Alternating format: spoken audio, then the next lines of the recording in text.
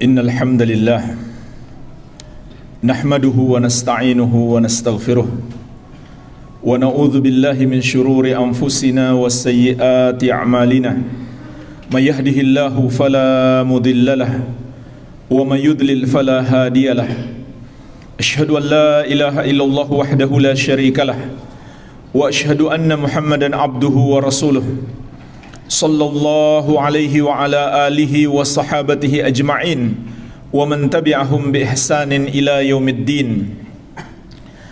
Ya ayyuhalladzina amanu taqullaha haqqa tuqatih wa la tamutunna illa wa antum muslimun. Ya ayyuhan nasu taqu rabbakumul ladzi khalaqakum min nafsin wahidah wa khalaqa minha zawjaha wa batha minhuma rijalan katsiran wa nisaa'a wattaqullaha alladzi tasaaluna bihi wal arham innallaha kana 'alaikum raqiba. Ya ayyuhalladzina amanu taqullaha wa qulu qawlan sadida yuslih lakum a'malakum wa yaghfir lakum dhunubakum wa may yuti'illaha wa rasulahu faqad faza fawzan 'azima. Amma ba'd. Fa ikhwani fid din, kaum muslimin jamaah salat Jumat yang saya cintai dan saya muliakan, rahimani wa rahimakumullah. Semoga Allah Azza wa Jalla senantiasa mencurahkan rahmatnya kepada kita sekalian. Allah Subhanahu wa ta'ala dalam kitabnya yang mulia Al-Quranul Karim telah mengabarkan kepada kita apa tujuan hidup kita, apa misi hidup kita. Mengapa kita ada di muka bumi ini? Allah ciptakan kita, Allah berikan kepada kita rezeki dan curahkan kepada kita segala kenikmatan. Maka tujuannya adalah agar kita beribadah kepada Allah Subhanahu wa ta'ala. Sebagaimana Allah tegaskan, "Wa ma khalaqtul jinna wal insa illa liya'budun. Ma uridu minhum min rizqi wa ma uridu ayyut'imun. Innallaha huwar razzaq dzul quwwatil matin." Tidaklah aku menciptakan jin dan manusia kecuali agar mereka beribadah kepadaku. Aku tidak menginginkan rezeki dari mereka, tidak pula agar mereka memberi aku makan. Sesungguhnya Allah dialah Ar-Razzaq, yang maha memberikan rezeki kepada seluruh makhluk. Seluruh makhluk membutuhkan rezeki darinya, dan dialah pemilik kekuatan yang sangat kokoh. Maka inilah jemaah sekalian tujuan hidup kita, beribadah kepada Allah Subhanahu wa ta'ala. Lalu apa arti ibadah? Ada dua definisi terbaik yang disebutkan para ulama. Yang pertama dikatakan oleh Syekhul Islam Ahmad bin Abdul Halim Al-Harrani rahimahullahu ta'ala. Ibadah itu adalah ismun jami' likulli ma yuhibbuhu Allahu wa yardahu minal aqwali wal af'ali adh-dhahirah wal batinah. Satu nama yang mencakup semua yang Allah cintai dan Allah ridhoi, baik itu ucapan maupun perbuatan, yang nampak maupun yang tersembunyi. Yang nampak artinya yang bisa dilihat orang atau bisa didengar oleh orang lain. Yang tersembunyi artinya yang ada dalam hati kita. Jadi ini menunjukkan kepada kita cakupan ibadah itu sangat luas, mencakup semua ucapan kita dan perbuatan kita yang diridhoi dan dicintai oleh Allah. Jadi setiap kita melakukan sesuatu yang Allah cintai dan Allah ridhoi, maka kita sedang beribadah kepada Allah Subhanahu wa ta'ala. Definisi yang kedua dijelaskan oleh Syekh Muhammad bin Shalih Al-Utsaimin rahimahullahu ta'ala, bahwa ibadah itu adalah at-tadhallul lillahi azza wa jalla mahabbatan wa ta'ziman bi fi'li awamirihi wa ijtinabi nawahihi alal wajhi alladhi ja'at bihi syara'i'uhu. Ibadah itu adalah merendahkan diri kita di hadapan Allah, disertai cinta dan pengagungan kepadanya, dengan menjalankan perintah-perintahnya dan menjauhi larangannya, sesuai dengan apa yang datang dalam syariatnya. Jamaah sekalian, ini definisi ibadah yang kedua, bahwa hakikat ibadah itu merendah di hadapan Allah. Oleh karena itu jamaah sekalian, orang yang sombong, orang yang tidak merendahkan diri, yang suka meninggikan dirinya, itu sangat dimurkai oleh Allah. Karena itu bertentangan dengan sifat ibadah, sifat sebagai seorang hamba, dan bertentangan dengan tujuan hidup kita. Disertai cinta dan pengagungan kepada Allah, ini dua pondasi ibadah. Kita beribadah kepada Allah karena kita cinta kepadanya, dan kita mengagungkannya, memuliakannya. Dan pengagungan ini juga melahirkan dua ibadah hati, yaitu harap dan takut kepada Allah. Makanya kata para ulama, ibadah itu harus mencakup tiga amalan hati, harus selalu bersama setiap ibadah kita. Cinta kepada Allah, mengharap rahmatnya, dan takut azabnya.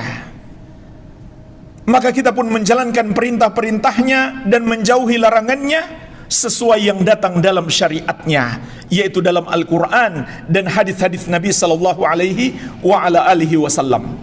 Kemudian jamaah sekalian, untuk lebih memahami hakikat ibadah, ada tiga kaidah penting. Kalau kita pahami dan kita amalkan tiga kaidah ini, maka kita telah merealisasikan ibadah. Berarti kita telah memenuhi tujuan kita diciptakan di muka bumi ini. Kaidah yang pertama, hakikat ibadah adalah pemurnian semua ibadah kita hanya untuk Allah semata-mata, disertai pengingkaran terhadap semua yang disembah selain Allah. Ini yang pertama jamaah sekalian, dan inilah yang disebut dengan tauhid. Sebagaimana kata sahabat yang mulia Ibnu Abbas radhiyallahu taala anhuma, kullu ma warada fil Qur'ani minal ibadah fa ma'naha tauhid. Semua kata ibadah yang tertera di dalam Al-Qur'an artinya adalah tauhid, yaitu kita menyembah hanya kepada Allah, dan kita yakin hanya Dia yang berhak disembah. Semua yang disembah selain Dia adalah batil. Sebagaimana di ayat yang lain Allah tegaskan, dzalika bi annallaha huwal haq wa anna ma yad'una min dunihi huwal batil wa annallaha huwal aliyyul kabir. Dialah Allah sesembahan yang benar, dan semua yang disembah selain Dia adalah salah, tidak benar. Dan hanya Allah yang maha tinggi lagi maha besar. Maka jemaah sekalian, Allah jelaskan hanya Dia yang berhak disembah. Semua yang dituhankan, yang disembah selain Dia salah, tidak benar. Itu penegasan dari Allah. Oleh karena itu, ketika seseorang membenarkan peribadahan kepada selain Allah, tidak menyalahkannya, maka berarti dia mendustakan ayat ini. Dan mendustakan satu huruf Al-Quran saja, ulama Islam seluruhnya sepakat batal keislaman seseorang, dia bukan lagi seorang muslim. Apalagi mendustakan satu ayat, bahkan banyak ayat. Begitu pula orang yang mempersembahkan ibadahnya kepada selain Allah, maka itu membatalkan Islamnya, karena berarti dia mendustakan ayat ini, dan dia mengingkari pokok ajaran Islam, yaitu tauhid yang terkandung di dalam la ilaha illallah. Karena la ilaha illallah adalah satu kalimat yang memiliki dua rukun.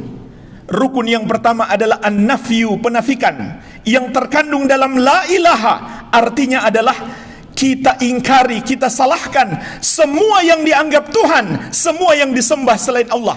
Itu arti la ilaha. Kalau kita membenarkan peribadahan kepada selain Allah, tidak menyalahkannya, apalagi kita ibadah kepada selain Allah, berarti kita tidak beriman lagi dengan la ilaha illallah, sehingga itu membatalkan keislaman kita. Rukun yang kedua adalah al-itsbat, penetapan yang terkandung di dalam illallah. Artinya kita tetapkan keimanan kita hanya Allah yang berhak disembah. Ini hakikat ibadah yang pertama. Ibadah yang Allah inginkan adalah yang kita murnikan hanya untuk Allah semata-mata. Walaupun kita beribadah kepada Allah, tapi kita membenarkan peribadahan kepada selain Allah, atau kita persembahkan salah satu ibadah kita kepada selain Allah, maka jemaah sekalian, semua amal ibadah kita tidak diterima oleh Allah. bahkan semua yang sudah kita lakukan menjadi terhapus. Karena inilah dosa terbesar yang disebut dosa syirik. Allah Azza wa Jalla menegaskan, la in asyrakta la yahbatanna amaluka wa la takunanna minal khasirin. Kalau kamu berbuat syirik, terhapus amalanmu dan kamu termasuk orang-orang yang merugi. Jadi percuma saja kita sholat, puasa, zakat, haji kalau kita masih berbuat dosa syirik. Contoh syirik itu jemaah sekalian, mempersembahkan sesajen. Bahkan dia persembahkan kepada makhluk yang dia yakini penguasa di gunung tertentu, penguasa di laut tertentu. Meyakini ada penguasa di situ selain Allah, sudah syirik. Kalau dia persembahkan sesuatu untuk mendekatkan diri kepada makhluk itu atau minta perlindungan kepadanya, itu adalah syirik yang lain. Apalagi kalau sampai menyembelih hewan, padahal Allah memerintahkan fasholli li rabbika wanhar, salatlah dan menyembelihlah hanya untuk Rabbmu. Maka siapa yang menyembelih untuk selain Allah, untuk sesajen, maka dia telah menyembah kepada selain Allah. Itu adalah syirik. Percuma dia salat, percuma dia puasa, percuma dia zakat, karena Allah mengatakan walau asyraku lahabita anhum ma kanu ya'malun. Andai mereka berbuat dosa syirik, terhapuslah amalan-amalan yang mereka kerjakan. Begitu pula orang yang berdoa kepada selain Allah, karena doa itu ibadah. Oleh karena itu Allah perintahkan ud'uni astajib lakum, berdoalah kepadaku niscaya aku akan kabulkan doamu. Nabi SAW menegaskan ad-du'a huwal ibadah, doa itu adalah ibadah. Maka kita tidak boleh berdoa kecuali hanya kepada Allah. Barang siapa berdoa kepada selain Allah, tidak ada gunanya dia salat, tidak ada gunanya dia puasa, dia zakat, dia haji, karena semua amal ibadahnya terhapus. Jadi ini jemaah sekalian, hakikat ibadah yang pertama harus dimurnikan hanya untuk Allah semata-mata, disertai dengan keyakinan memang hanya Allah yang berhak disembah. Itulah arti la ilaha illallah. Kaidah yang kedua untuk memahami hakikat ibadah adalah cakupan ibadah itu mencakup dua hal: menjalankan perintah, menjauhi larangan. Sebagaimana kata Imam Ibnu Katsir rahimahullah ketika beliau menafsirkan ayat yang kita sebutkan di awal tadi, ibadatuhu fi'lul ma'mur, ibadatuhu huwa fi'lul ma'mur wa tarkul mahdzur. Ibadah kepada Allah artinya menjalankan perintah Allah dan menjauhi apa yang Allah larang. Inilah jamaah sekalian hakikat ibadah yang kedua. Ketika seseorang menjalankan perintah-perintah Allah dan menjauhi larangannya, maka dia sedang menyembah Allah, dia sedang beribadah kepada Allah. Tapi ingat, harus dia niatkan karena Allah semata-mata. Dia menjalankan perintah karena Allah, dia meninggalkan larangan karena Allah, barulah menjadi ibadah. Oleh karena itu jemaah sekalian, Allah mengingatkan kita, kehidupan seorang hamba tanpa menjalankan perintah, tanpa menjauhi larangan adalah kehidupan yang sia-sia, kehidupan yang tidak bermakna, kehidupan yang tidak memiliki arti. Sebagaimana kata Allah, ayahsabul insanu ayyutraka sudah. Apakah manusia mengira dia akan dibiarkan sia-sia? Setelah dia diciptakan, diberi rezeki, dianugerahkan segala kenikmatan, lalu hidupnya menjadi sia-sia, tidak berarti. Imam Syafi'i rahimahullah menjelaskan arti kehidupan yang sia-sia itu adalah ayla yu'mar wala yunha, tidak diperintah dan tidak dilarang. Maka hamba yang tidak menjalankan perintah dan tidak menjauhi larangan Allah adalah hamba yang hidupnya tidak berarti, hidupnya tidak memiliki nilai. Maka ketahuilah jemaah sekalian, kita ini menjadi hamba yang mulia karena kita menjalankan perintah Allah dan menjauhi larangannya. Semakin banyak perintah Allah yang kita lakukan dan larangan Allah yang kita jauhi, maka kita akan semakin mulia. Begitu pula sebaliknya. Oleh karena itu Allah mengabarkan kepada kita, inna akramakum indallahi atqakum. Sesungguhnya orang yang paling mulia di antara kalian di sisi Allah adalah yang paling bertakwa. Takwa itulah ukuran kemuliaan seseorang, bukan karena jabatan, bukan karena kekayaan, bukan karena ketenaran, tapi karena menjalankan perintah Allah dan menjauhi larangannya. Maka dari itu, orang yang tidak beribadah kepada Allah sama sekali, atau ibadahnya terhapus dengan sebab dosa kekafiran dan kesyirikan, hidup mereka menjadi hina, diri mereka menjadi rendah, bahkan lebih rendah daripada hewan. Walladzina kafaru yatamatta'un wa ya'kuluna kama ta'kulul an'am wan naru mathwal lahum. Orang-orang yang kafir itu, kata Allah, mereka hidup bersenang-senang dan mereka makan seperti hewan-hewan makan, maka neraka adalah tempat tinggal mereka. Juga kata Allah Azza wa Jalla, inhum illa kal an'am balhum adallu sabila. Tidaklah orang-orang musyrik itu kecuali seperti hewan ternak, bahkan mereka lebih sesat daripada hewan ternak. Juga firman Allah Azza wa Jalla, innal ladzina kafaru min ahlil kitabi wal musyrikina fi nari jahannam khalidina fiha ulaika hum syarrul bariyah. Sesungguhnya orang-orang kafir dari kalangan ahlul kitab, Yahudi dan Nasrani, dan al-musyrikin, semua yang menuhankan, yang menyembah kepada selain Allah, tempat mereka di neraka jahanam, mereka kekal di dalamnya. Ulaika hum syarrul bariyah, mereka itulah seburuk-buruk makhluk. Maka jemaah sekalian, hilang kemuliaan seorang hamba ketika dia menyembah kepada selain Allah, ketika dia tidak menjalankan perintah Allah dan tidak menjauhi larangannya sama sekali. Semoga Allah Azza wa Jalla melindungi kita dari keburukan dunia dan akhirat. Wabillahi taufik.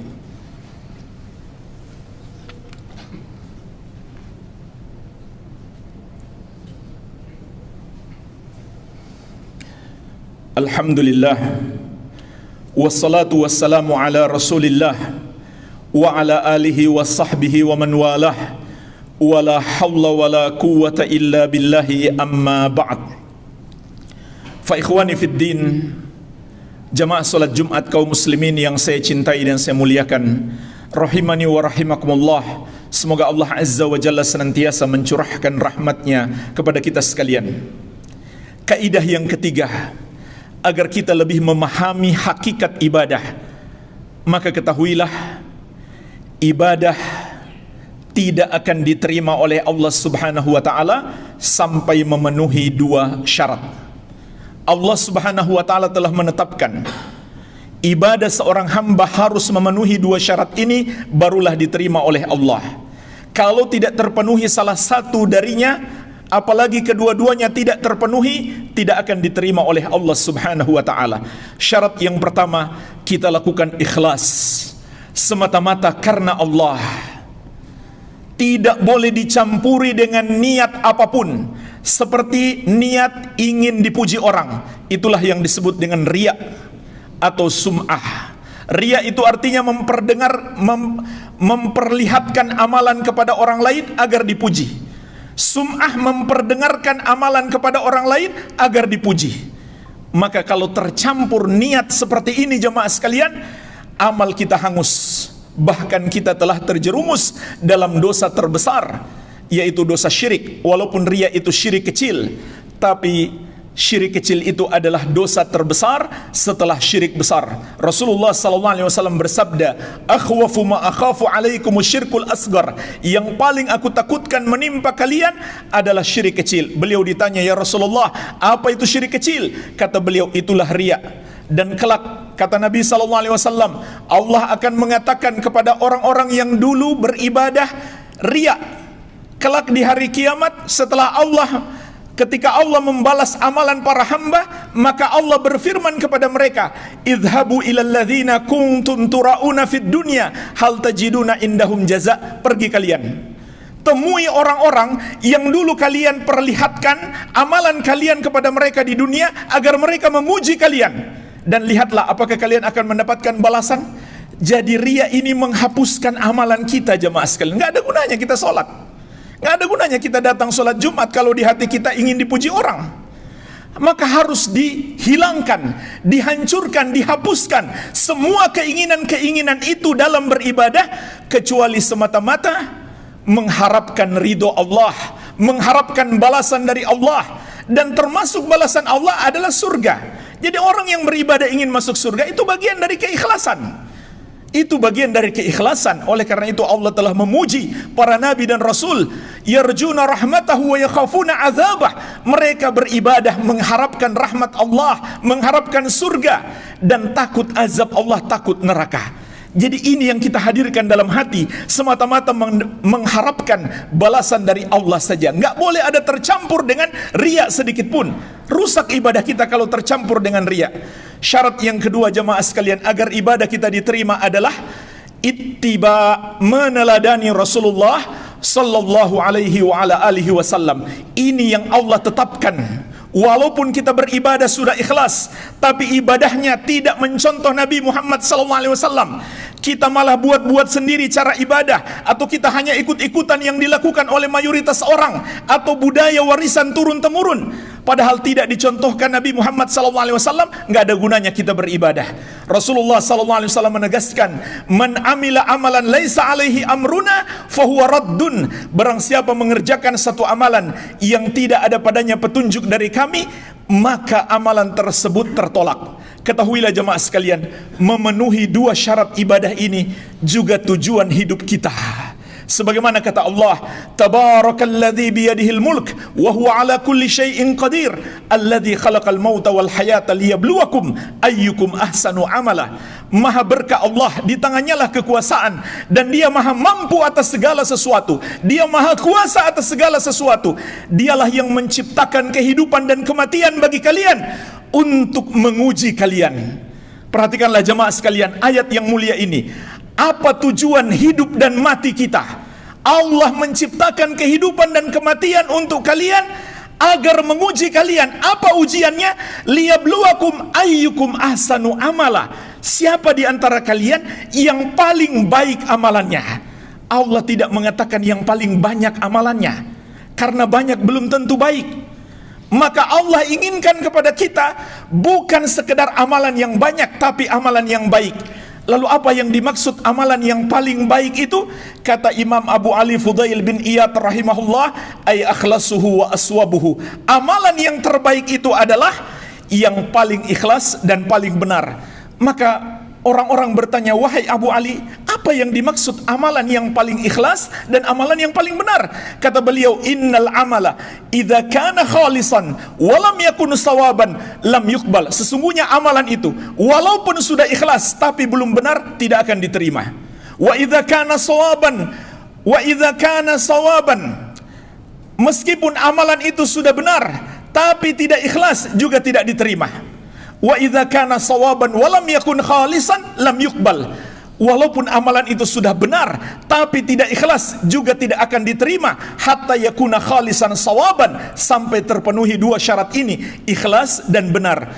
Wal khalis makana lillahi azza wa jalla. Dan ikhlas itu kalau dilakukan hanya untuk Allah azza wa jalla, hanya karena Allah semata, demi mengharapkan balasan darinya saja. Sedangkan was-shawab makana ala syariati Rasulullah sallallahu alaihi wasallam. Amalan yang benar itu apabila sesuai petunjuk Rasulullah sallallahu alaihi wa ala alihi wasallam. Maka ingatlah jemaah sekalian, walaupun mayoritas orang menganggap amalan itu benar, walaupun perasaan kita mengatakan amalan ini bagus, walaupun akal kita berbicara amalan ini tidak salah, tapi kalau itu tidak sesuai petunjuk Rasulullah SAW, maka menurut syariat itu salah. Jangan kita ikuti kebanyakan orang kalau salah. Jangan kita turuti perasaan kita kalau tidak sesuai petunjuk Nabi SAW. Jangan kita meninggikan akal kita melebihi wahyu yang Allah turunkan. Petunjuk-petunjuk Nabi Muhammad SAW adalah wahyu yang Allah turunkan di dalam Al-Quran dan hadis-hadis Nabi SAW. Maka dengan mengamalkannya, kita telah merealisasikan ibadah. Itulah tujuan kita diciptakan di muka bumi ini. Semoga Allah Azza wa Jalla senantiasa memberikan hidayah kepada kita untuk melakukan ibadah sesuai dengan syarat yang telah Dia tentukan. Semoga Allah Azza wa Jalla senantiasa melindungi kita dari keburukan dunia dan akhirat. Allahumma salli ala Muhammad wa ala ali Muhammad kama sallaita ala Ibrahim wa ala ali Ibrahim innaka Hamidum Majid.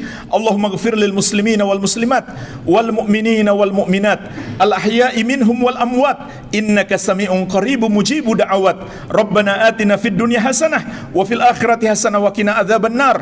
Wa sallallahu ala nabiyyina Muhammadin wa alihi wa sallam wa akhiru da'wana anil hamdulillahi rabbil alamin.